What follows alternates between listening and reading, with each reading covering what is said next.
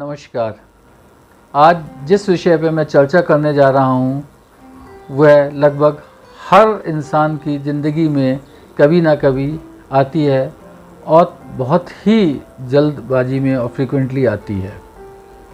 विषय है तनाव से होने वाली परेशानियाँ। आज जो मेरा विषय है वो तनाव को लेकर के हम अक्सर अलग अलग तरह की बीमारियां सोच बैठते हैं कि मुझे हार्ट अटैक हो गया, मुझे दिमाग के अंदर कुछ परेशानी हो गई, थक्का जम गया, या कभी मैं बेहोश हो गया।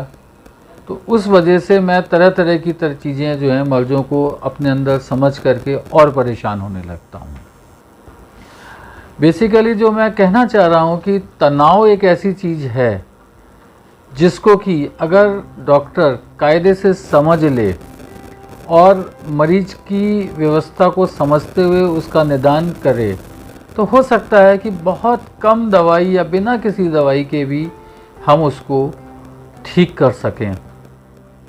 अब मैं आपको एक छोटा सा एग्जांपल देता हूँ। मेरे पास एक अगर 15 साल 20 साल का एक कोई व्यक्ति आता है और मुझसे कहता है कि साहब मेरे सीने में दर्द है, तो वो सीने में दर्द वाकई हार्ट की वजह से भी हो सकता है और ये भी हो सकता है कि हार्ट ना हो, मांसपेशियों का हो, या इन सब का कुछ ना हो कि मरीज अत्यधिक तनावग्रस्त है जिसकी वजह से वो कहीं ना कहीं हार्ट पे उसको ये असर पड़ रहा हो और सिंकिंग फीलिंग हो रही हो, और वो व्यक्ति का एक या अभिव्यक्ति का एक तरीका उसका हो सकता है। डॉक्टर होते हुए मुझे ये जानना ज़रूरी है कि वाकई वो हार्ट का मरीज है या उसको तनाव की वजह से है। तो डॉक्टर अगर अपने मरीज के साथ थोड़ा सा समय दे करके इसको बात करता है, समझने की कोशिश करता है, तो ज़्यादातर केसेस के अंदर हम इस निर्णय तक पहुंच पाते हैं कि इस मरीज की क्या परेशानी है।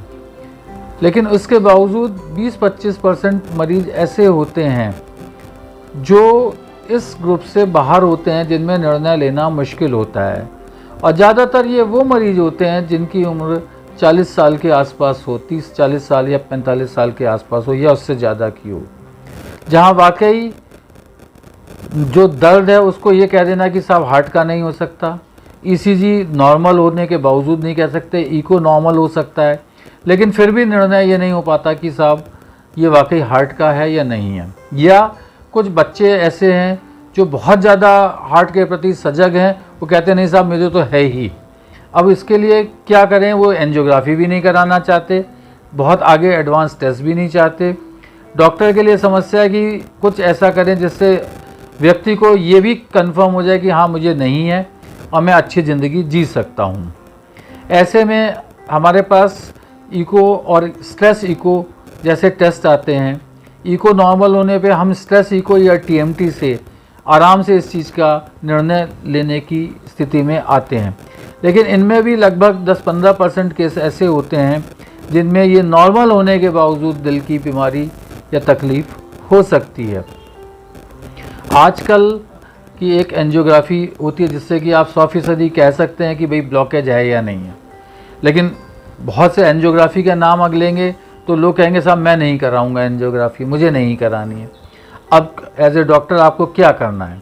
तो इस ब्रिज में इसके एक गैप को फिल करने के लिए एक बहुत अच्छा इन्वेस्टिगेशन है जो कि काफ़ी हद तक इस समस्या का निदान दे सकता है, और उसे कहते हैं सीटी एंजियो। ये सीटी एंजियो के अंदर एंजियोग्राफी होती है, कैट स्कैन मशीन का इस्तेमाल होता है, और एक छोटा सा इंजेक्शन हाथ में लगा करके हम ये हार्ट की नसों को आराम से देख सकते हैं। उसमें कोई ब्लॉकेज है वो पता लग सकता है, कोई कैल्शियम कितना है ये पता लग सकता है, स्पष्ट हो सकते हैं कि भाई वाकई इसको परेशानी है कि नहीं है। अगर सीटी एंजियो नॉर्मल है तो ये हम मान के चलते हैं कि इस मरीज को कोई समस्या हार्ट से संबंधित नसों की जिसमें बंद होने की समस्या है नहीं होगी।